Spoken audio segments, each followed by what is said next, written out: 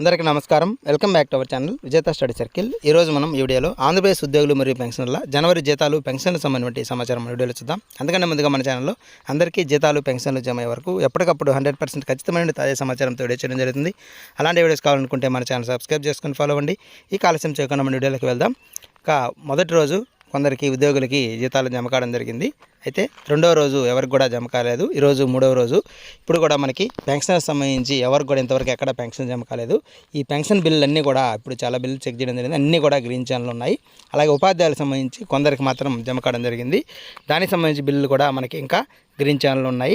ఇప్పటి వరకు అయితే ఎటువంటి కదలిక లేదు. కాబట్టి ఈరోజు అయితే ఈ మిగిలిన ఉద్యోగులకి జీతాలు కానీ పెన్షనర్స్కి పెన్షన్లు కానీ ఈరోజు అయితే జమ అయ్యే అవకాశాలు లేనట్లుగానే తెలుస్తుంది.